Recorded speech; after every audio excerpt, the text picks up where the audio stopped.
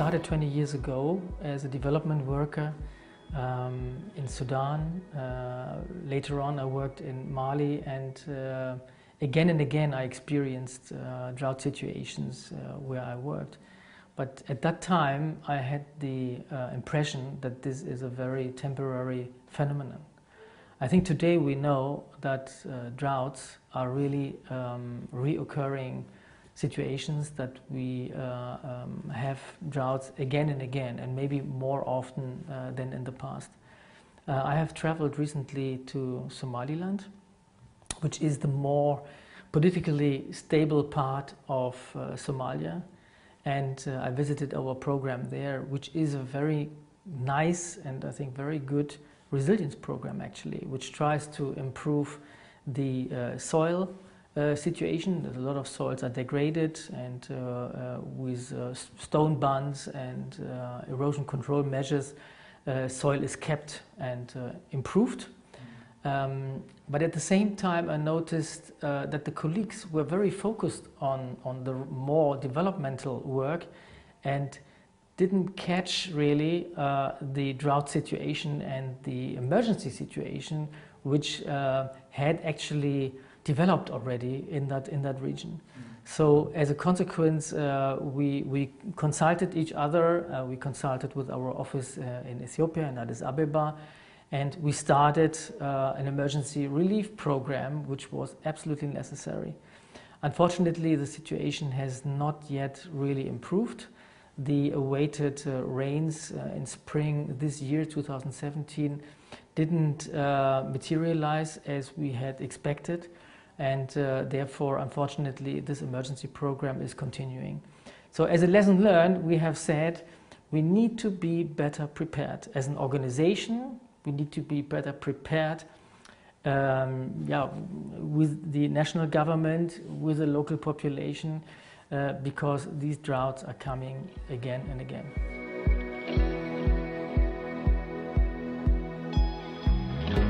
I think 2017 is very severe because we are now talking about 2-3 years without sufficient rains in the Horn of Africa, including parts of Uganda, in particular eastern part of Uganda, which is also extremely dry. And this has built up. It is not only 1 year which was a failure, it has now a sequence of 2-3 years without sufficient rains. The El Nino effect in 2015-16 definitely plays a big role, but then also the drought without the El Nino plays a big role. So this is maybe one of the main reasons why the situation in 2017 is so severe. And as I said, the lack of rains in spring this year, and we knew already that if these rains are not coming in a sufficient quantity, we will face a very, the people will face a severe situation.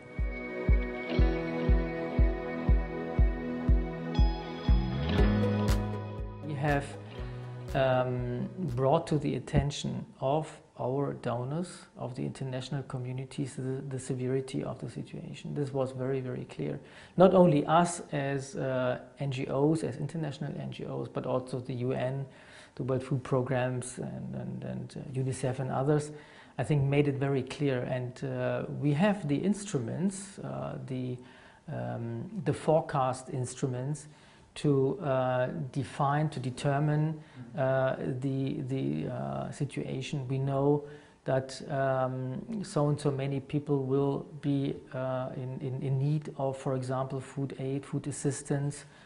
So and so many people deserve additional food rations or water, for example. But the donations, the funding was not enough, unfortunately. And we are still asking our donors to provide actually more funding. There is still only a third of what is actually needed is funded. The UN is heavily underfunded, and also international organizations, NGOs, are actually underfunded. But it's not only about funding. This is what I want to make very clear. It is also our ability to respond in an adequate way, in a good way, and in a way that is adequate to the scale of people affected.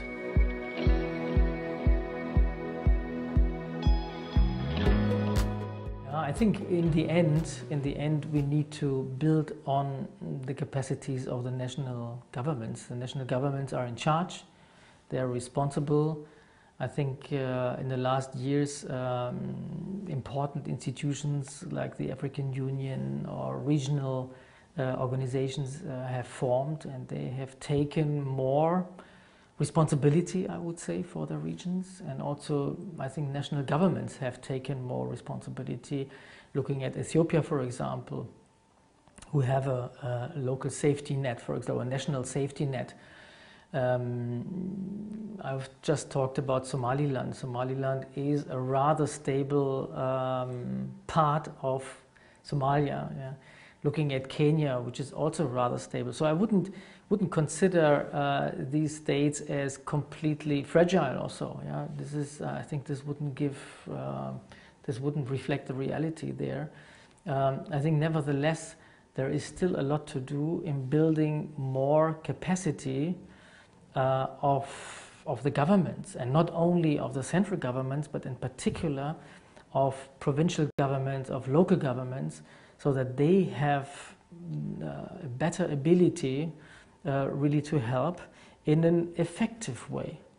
Yeah, we know that, for example, quite a lot of donor money went, for example, to Kenya, but the delivering of the necessary aid to the local people was not so effective, was not so efficient. There was a lot of corruption, a lot of material was not really reaching the people in need. Yeah.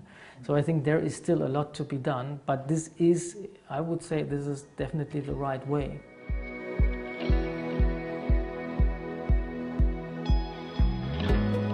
I think one of the main outcomes of the World Humanitarian Summit had been that we need to think emergency aid and development work much better together. There is a very recent statement of the Secretary General of the United Nations, Mr. Guterres, who also brought this forward again. He just said we have many countries which are in a crisis situation, yeah, because of drought, because of war situations. So he made a plea again and said we need a much more coherent approach in tackling crisis and trying to evolve very quickly from emergency assistance to a more transitional, to a more developmental approach. And at the moment, we are still very much thinking in this kind of silos. Our budget lines, our budget titles are very separated, coming from completely different ministries, from completely different entities, with very different reporting lines, and there is still a lot to be improved. The German government has actually good instruments, for example, humanitarian aid, which is administered by the Ministry of Foreign Affairs, a transitional aid budget line, which is administered by the BMZ. But unfortunately, these budget lines are not really communicating or are not linked in a way we would like to see it, and in a way the people we try to assist actually deserve it. Yeah? To give you an example, we are helping people in various countries. Let's say Ethiopia at the moment, where we deliver emergency aid. Now we actually would need to apply already for funding from the transitional aid, yeah, from the German Ministry of Development Cooperation. But this is actually almost impossible because the BMZ people will say, yeah, but this is now far too early and we are not sure whether this is now possible. But there should be exactly this kind of facility where the humanitarian aid is strongly connected to something which is then building really resilience. Yeah. We know that the humanitarian aid funding is always very short. It's sometimes 3 months, 6 months, and then it's over again. And normally, then you need a connection. Then you need to connect to what you have started with emergency relief. Then you need to connect this emergency relief to something which then really builds resilience, which takes time, yeah, and much longer time. And we need this better connectedness, which has a lot to do with money, but also with conceptual thinking.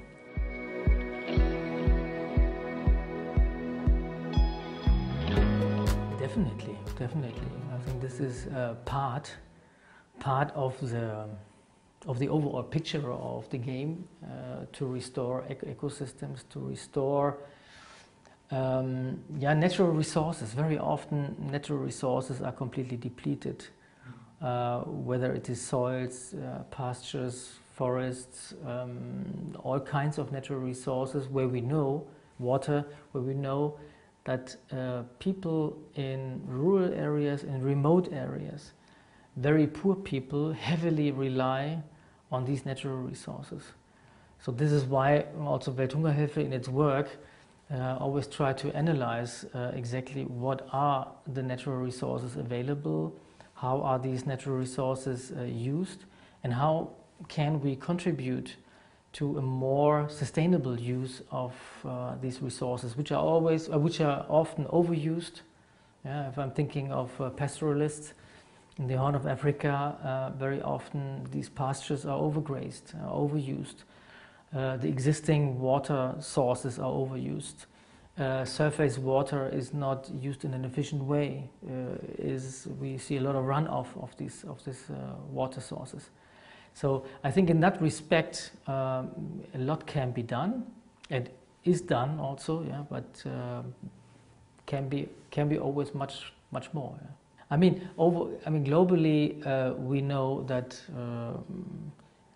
a lot of resources are under threat, and we know that a lot of land is still converted into agricultural land, even in places which are actually maybe not suitable for agriculture, but because of the pressure, because of the prices which are paid, because of probably the dire need to attract investments in countries, these kind of lands are either converted, or what we also see a lot are taken away from people. So the land grabbing phenomenon, unfortunately, is not over. It is still present. It is a reality, and we know that many people are suffering, and many people are left without land, or far less land, or land which is actually not suitable to sustain their livelihoods. I think Ethiopia is a good example where there is a high pressure on land, and where land is becoming very scarce.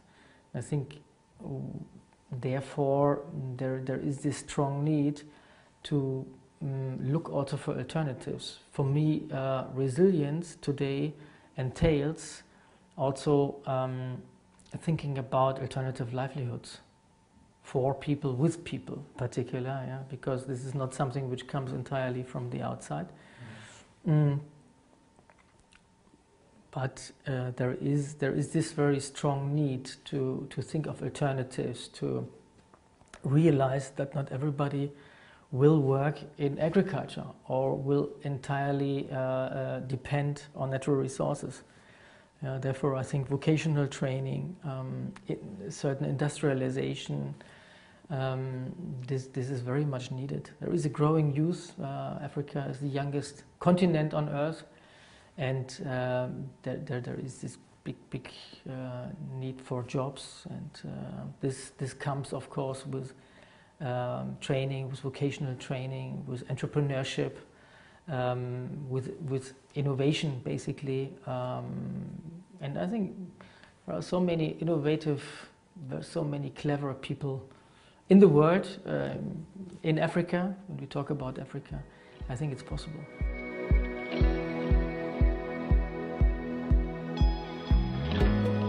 Maybe a last comment.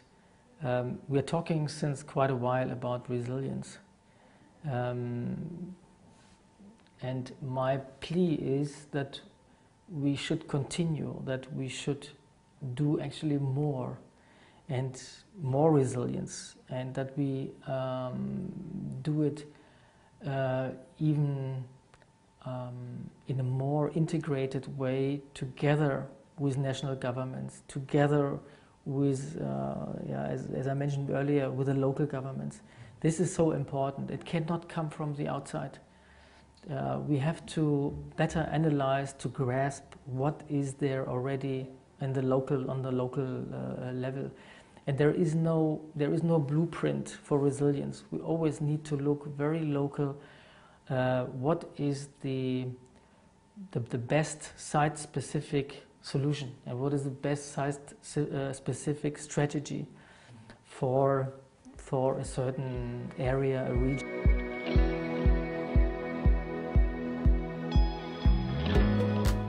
That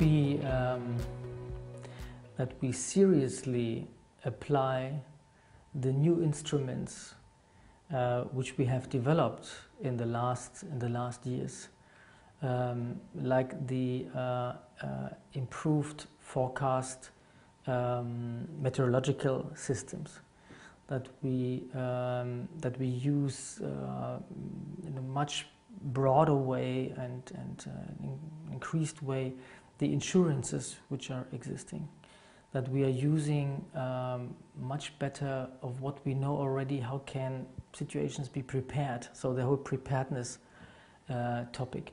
These are all, I think, instruments which are known, but which are not yet applied in the scale as we could do it. Yeah? And I think now the time has come to apply these instruments and react earlier, react more effective in using these instruments.